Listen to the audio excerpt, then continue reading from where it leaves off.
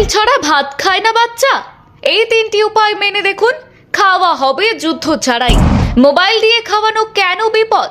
Mobile দেখে খেলে সবচেয়ে বড় ক্ষতি বাচ্চা খিদে আর তৃপ্তি বুঝতেই শেখে না। বড় হয়ে ও খাবারকে ভালোবাসবে না, মোবাইলকে ভালোবাসবে। এর উপায় কি আসুন ভিডিওতে জেনে নিই। আজকাল অনেক বাড়িতেই একটি দৃশ্য খুব সাধারণ হয়ে উঠেছে। ছোট্ট শিশুটি খেতে বসেছে আর তার সামনে চলছে মোবাইলে কার্টুন বা ভিডিও বন্ধ হলেই মুখ বন্ধ, খাওয়া বন্ধ। আর অনেক মা বাবা মনে করেন এতে অন্তত বাচ্চা কিছুটা খেয়ে নিচ্ছে। কিন্তু বিশেষজ্ঞদের মতে দীর্ঘদিন এই অভ্যাস চলতে থাকলে শিশুর মধ্যে খাবারের প্রতি স্বাভাবিক আগ্রহ কমে যেতে পারে। খাবারের সঙ্গে আনন্দের সম্পর্ক তৈরি হওয়ার বদলে তা মস্তিষ্কে তৈরি হয় অন্য একটি ধারণা, মোবাইল থাকলেই খাওয়া যায়। শিশুর বেড়ে ওঠার সময় খাবারের সঙ্গে একটি ইতিবাচক সম্পর্ক তৈরি হওয়া অত্যন্ত গুরুত্বপূর্ণ, কারণ এই সময়েই তৈরি হয় ভবিষ্যতের খাদ্যাভ্যাস। তাই ছোট থেকেই যদি খাওয়ানোর জন্য মোবাইলের ওপর নির্ভর করা হয়, তাহলে পরবর্তীকালে সেই অভ্যেস ভাঙা কঠিন হয়ে যেতে পারে। অনেক অভিভাবক অভিযোগ করেন মোবাইল ছাড়া তাদের সন্তান একেবারেই খেতে চায় না। তবে শিশু মনোবিশেষজ্ঞরা বলেছেন এই একটি বড় কারণ হলো শিশুর কাছে খাবারকে আকর্ষণীয় করে তোলার পরিবর্তে মোবাইলকে খাবার সঙ্গী বানিয়ে দেওয়া। অথচ একটু ধৈর্য ধরলে এবং কিছু সহজ উপায় অনুসরণ করলে পরিস্থিতি বদলানো সম্ভব। প্রথমত, খাবারকে শিশুর কাছে একটি মজার খেলায় পরিণত করা যেতে পারে। ছোট্ট বাচ্চারা গল্প শুনতে এবং কল্পনার জগতে থাকতে ভালোবাসে। তাই ভাতকে পাহাড়, ডালকে নদী কিংবা সবজিকে ছোট্ট গাড়ি বা ট্রেনের যাত্রীর সঙ্গে তুলনা করে খাওয়ানো যেতে পারে।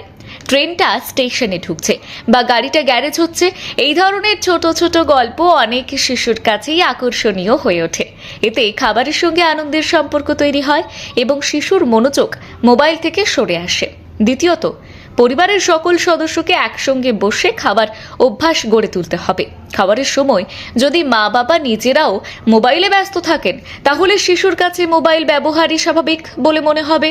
তাই খাবার টেবিলে ফোন ব্যবহার না করার একটি পারিবারিক নিয়ম তৈরি করা যেতে পারে। পরিবারের সবাই যখন গল্প করতে করতে খায়, তখন শিশুরাও সেই পরিবেশের অংশ হতে চায়। শিশুরা মূলত দেখে শেখে, তাই বড়দের আচরণই তাদের প্রথম শিক্ষা। তৃতীয়ত, শিশুর স্বাভাবিক খিদে তৈরি হওয়ার সুযোগ দিতে হবে। অনেক সময় সারাদিন চিপস, বিস্কিট, চকলেট বা অন্যান্য প্যাকেটজাত খাবার খাওয়ার কারণে মূল খাবারের সময় শিশুর খিদে থাকে না, ফলে তাকে জোর করে খাওয়াতে হয়। বিশেষজ্ঞরা বলেন প্রধান খাবারের কিছুক্ষণ আগে অতিরিক্ত স্ন্যাক্স কমিয়ে দিলে এবং শিশুকে পর্যাপ্ত খেলাধুলো এবং শারীরিক কার্যকলাপের সুযোগ দিলে স্বাভাবিকভাবেই তার খিদে বাড়ে। তখন খাবারের প্রতি আগ্রহ বাড়তে থাকে। তবে কিছু সাধারণ ভুলও অনেক অভিভাবক অজান্তেই করে ফেলেন, যেমন 1 চামচ খাবারের জন্য কার্টুন দেখানোর অভ্যাস। শুরুতে বিষয়টি সামান্য মনে হলেও পরে শিশুরা শর্ত জুড়ে দিতে শেখে। আবার অনেকেই শিশুর পেছনে পেছনে থালা নিয়ে ঘুরে বেড়ান।